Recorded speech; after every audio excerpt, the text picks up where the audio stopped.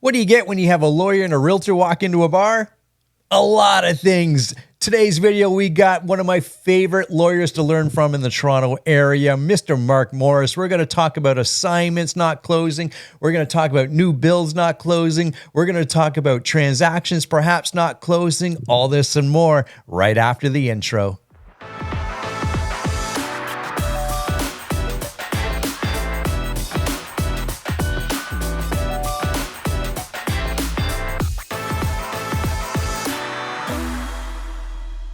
Yes, my friends, as promised, I said I'd bring on a lawyer in the Toronto area, but just because he's in Toronto, don't fault him for that, my friends. I know we have viewers right across Canada. Mark, how are you, my man?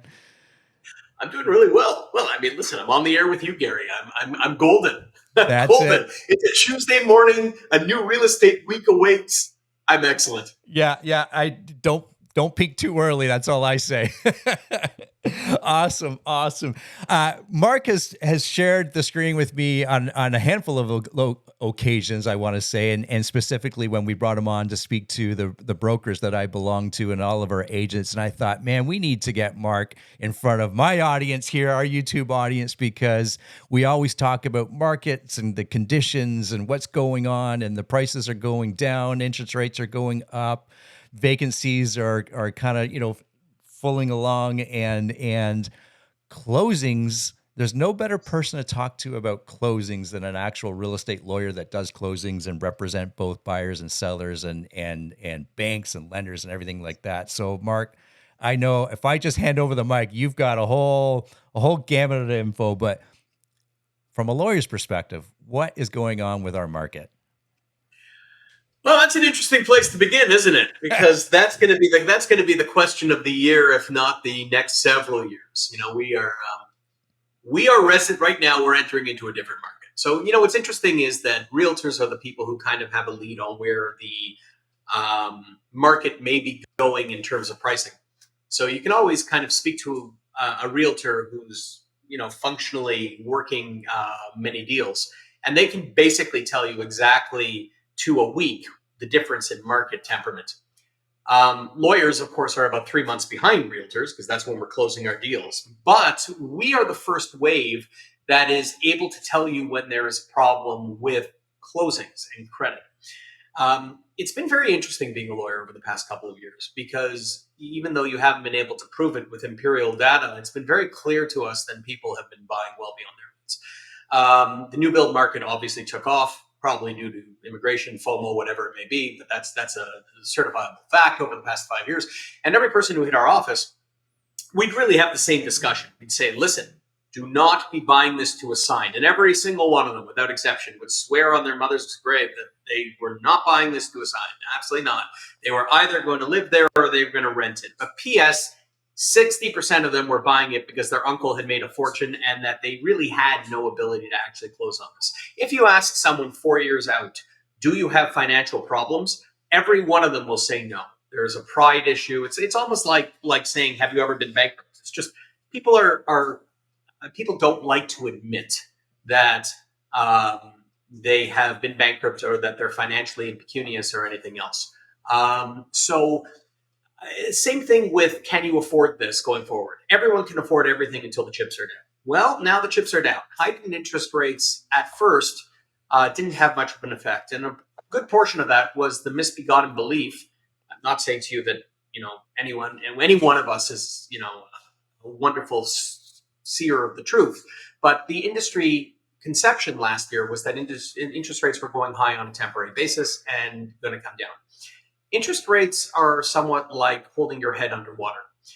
When interest rates first went up, everyone had a big gulp of air and everyone had breathed in 2% for a long time, such that when their head went underwater, they were able to hold their breath. And if you told them, don't worry, you just need to hold on for 10 more seconds, they would struggle, but they would hold. Not so much anymore. They've been holding their breath now for the better part of a minute. The minute is up. They need to come for air, and there is no respite in sight. In fact, prognosis is that higher interest rates will be around with us for many, many years.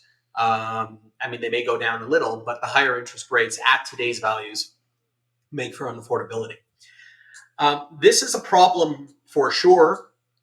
in the resale space, and particularly for mortgages that are renewing, but it is particularly a problem in the new build space, where people were using their HELOCs in order to afford real estate purchases. And those HELOCs have, of course, not only gone up in cost, but more importantly, have become less available. Credit generally is becoming less available. This is an off-street decision. And so this is a long way of saying something very simple, which is that the lawyers' offices are starting to see defaults. The lawyers' offices are starting to see real pain. And where that goes is anyone's guess. So long as the market was moving sideways, people still had an escape. You have to really think about the liquidity of your product when you are also talking about heightened rates. So long as people can avail themselves of an out, we're good.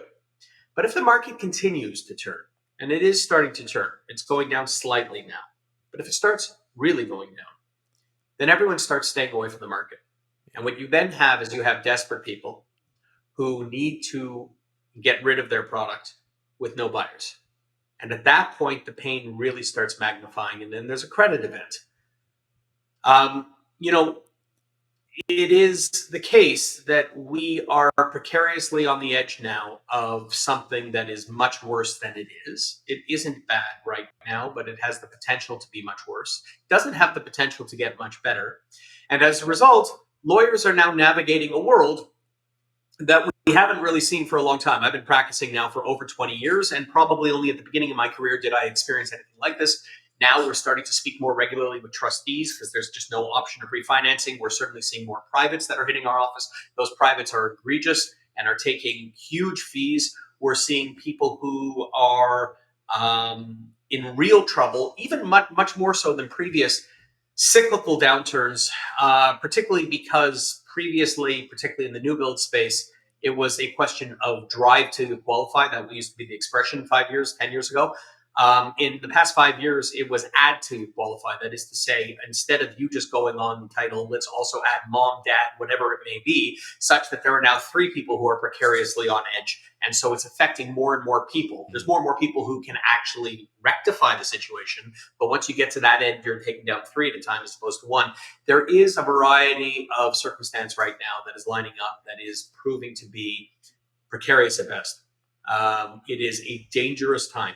As a lawyer, I am seeing that danger. I'm seeing more and more people leave, refuse to close, try to assign to no avail, or take high interest loans. Now, primarily where we are right now is the high interest loans. Liquidity is still available. We're not having a liquidity event. We're not having something where money isn't available. Money is available. It's just egregious. So again, people are finding their way forward through the cracks that still support the system. But the bridge, let's be very clear, is cracking. And the only question is, when do the Ukrainians get the missile and take it down? By the way, go Ukraine. That's not an anti-Ukraine comment. That's just, I was thinking of a bridge coming down. The Kerch Bridge came to mind. And following the news. What can I say? Not to be political here or anything, but there it is. So we are at an inflection point. It is a very interesting time. It is a very dangerous time. It is one where your professionals, the professionalism of your professionals is more important than ever.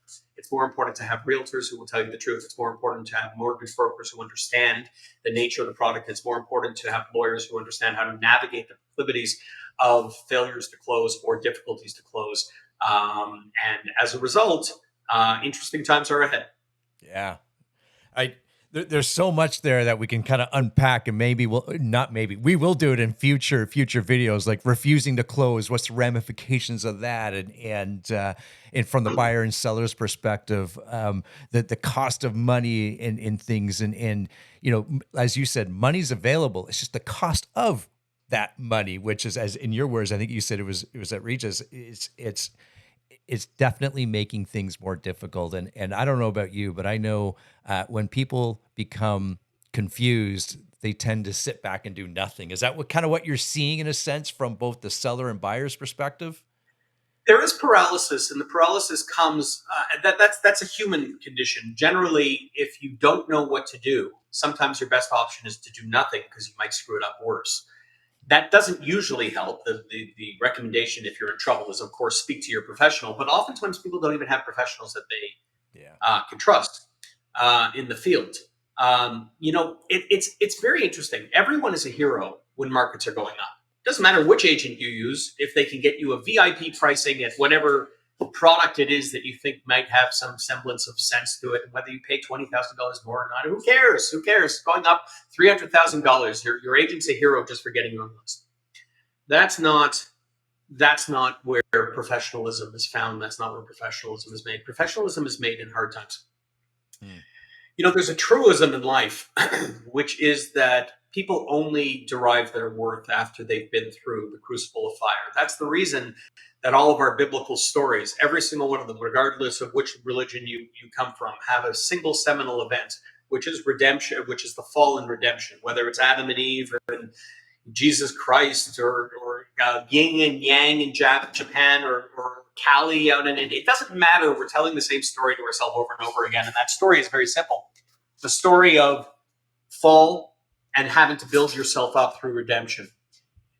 Those people who enter into a cushy life, even let's move ourselves away from religious mores.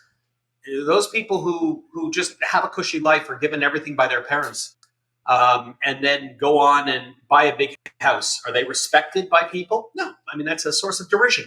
Internally, you have no respect for that. You do, however, have respect for the person who grew up in the streets and pulled themselves up by their bootstraps and educated themselves while raising a family and then became a millionaire. And the reason is because it speaks to a truism in human experience. That is, only through the perils of fire do we actually become formed. Well, we're entering into the perils of fire. The good agents have the opportunity to separate themselves, to go through that hardship and to become better than they were. To some degree, we have become ossified, we have become stagnant, we have become bloated as professions. I'm not only talking about lawyers, I'm talking about real estate agents and mortgage brokers and everyone else. Culling is in the cards. And from a client's perspective, being with people who have either been through culling or are ready for the challenge of that fire is the critical component to surviving this and receiving the advice such that you aren't sitting there like a deer in the headlights and you can make actionable decisions that can help you get through what is a hard times, as opposed to dying along with so many that will probably fall by the wayside over the next several years. Yeah, no, and to your point on that, I know we have many agents that have joined the business in the last, we'll call it 5 years. We think we kind of stumbled upon the COVID years, we'll call it, and I'm sure in your profession as well. And they'll come to me perhaps because the market's changed or their listing was here and it didn't sell, and what happened. There's a tremendous amount of experience that comes with time. Right. And it's time, just spending time in the market and being a student of that market. Yeah, I'm sure you see the same thing from the lawyer's perspective, in the sense that, no, this hasn't happened in, 15 plus years, or 2008. We sort of saw it up here from a very small perspective because of that ripple effect from the States, in a sense. But, Yep. we haven't really seen a market like this in a long time. So let me explain what the benefit of experience is, because Yeah. the thing is that any 20-year-old can outwork anyone my age. It's unfortunate. I don't want to admit it, but what the hell? I'm approaching my fifth generation at this point, my fifth decade. And truly, any 20-year-old has more energy than I do. God, I get tired at 2:30. I need to have my third coffee by then, and then even then, my mental power dissipates. But that's not just me, and perhaps my striking lack of exercise. That is true of most people who are older. So why is it that older people are still able to perform? They're able to perform because of automation and experience. The biggest life experience that you have as a professional is having lived certain circumstances enough to actually discern patterns, and then using that discernibility of patterns to predict where things will end up. Because then you're able to direct your clients as to exactly where you believe it will end up. You can set expectations appropriately, and you don't need to go down 17 different paths getting to where it is you're going to actually end up. That's the benefit of experience. But experience is only as good as your experience. And if your experience has only been to be in a rising market, well, then those people who are 5 years out or 10 years out, most of us have not experienced significant downturn. And as a result, we are all operating from the same handicap, which is a lack of foresight into how to handle stressful situations like default. And as a result, many of us are going to be learning new skill sets. And by the way, for those younger agents out there, unlike where you're competing with me, who's been out in the field for 25 years, or younger lawyers, and as a result, I can discern where everything's going to go if things are going well. Now we're on the same trade playing field because I may have just as little experience in, say, asking for a power of sale as you do. And accordingly, your youthful energy is actually going to play in a way that is significantly better than my exhaustion at the time of 2 o'clock.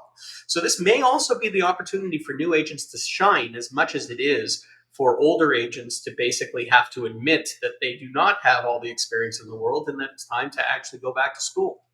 Yeah, that's well said. So, my friends, here's what I hear from Mark is, regardless of where we are in our experience or length of time in the industry, in a sense, we're almost all in the same playing field, because we're about to enter into a time in the market that we haven't seen since, the late 80s or early 90s. And there's very few of those people still around. Potential. Potential. Let's Potentially. not. Good. Yeah. I've learned now you don't call things, but you can see that perhaps it's coming. I like it. There's a good lawyer correcting the terminology of the words I'm using. I always find that it's excellent form to immediately correct the host that invites you on your show. Is that not Yeah. is that not what you're supposed to do here? Yeah. We'll see you next week if Mark's back or not. But anyways, I like it. I like it.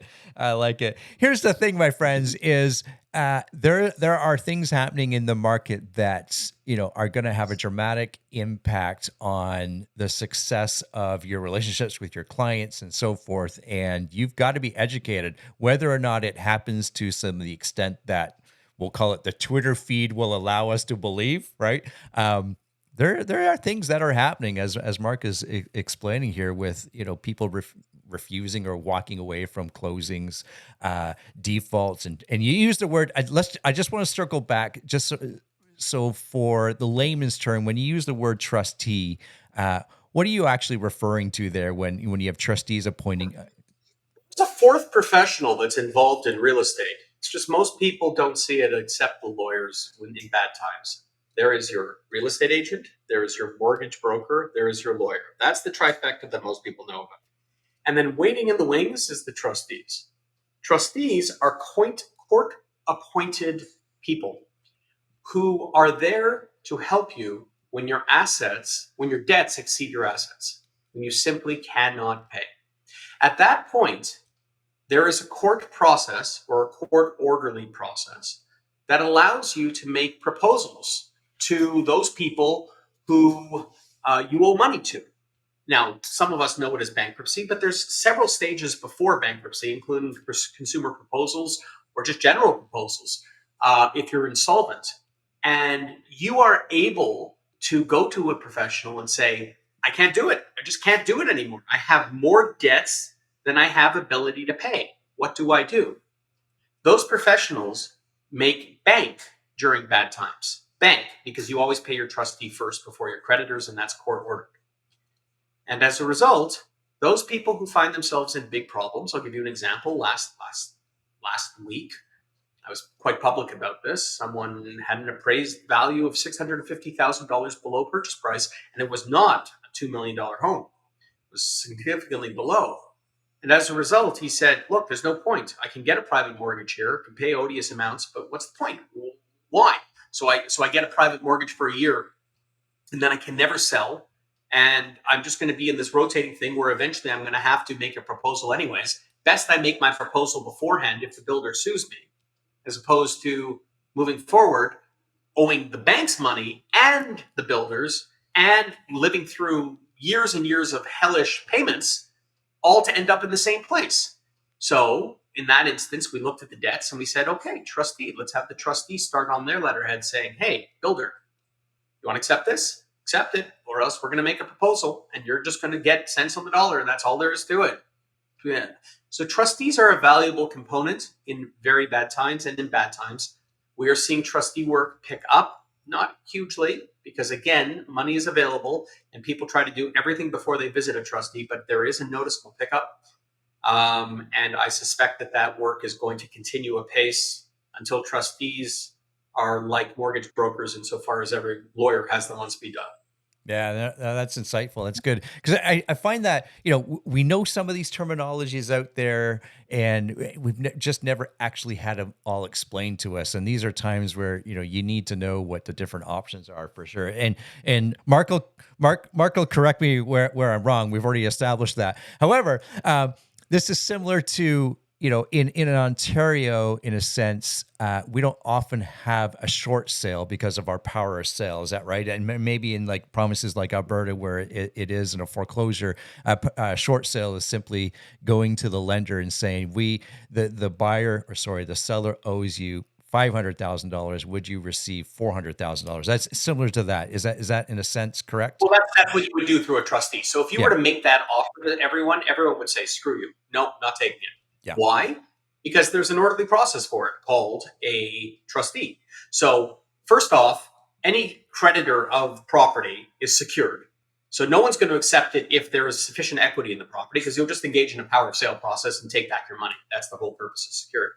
But where the security is insufficient, which actually has been happening more and more in our office, particularly where people have taken out second or tertiary mortgages, and suddenly you're selling for less than the value of those mortgages, well, then the trustee really has no security, even though they have a mortgage. They have no security. The mortgagee. So the second or third mortgagee may very well agree to accept pennies on the dollar, simply because if they don't, the first mortgagee is going to power of sale, get back all the money, and then they're going to wipe out the second and third position anyways.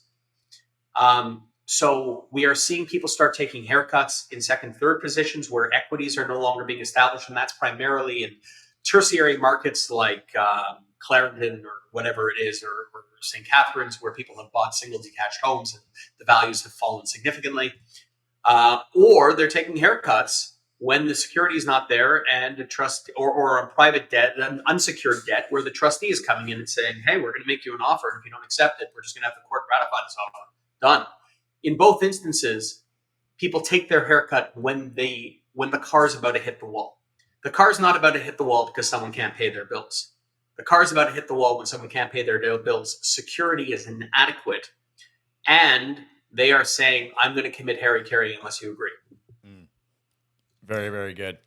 So there you have it, my friends. There's lots going on. Mark and I are going to continue our video series. There's lots to cover. And I want to make sure we say this. We're not having this conversation because the sky's falling and everything is like that. But the reality is things are happening that haven't happened for a significant amount of time. We do need to talk about it, not from the scarcity mindset or let's be the ostrich, put our head in the sand. The fact that we need to be aware of what's going on in our local markets, and there's no better person to talk to than a lawyer and Mark, who is transacting and representing both sides of the coin here. If I may, I'm going to give a little piece of advice to your audience, which is this.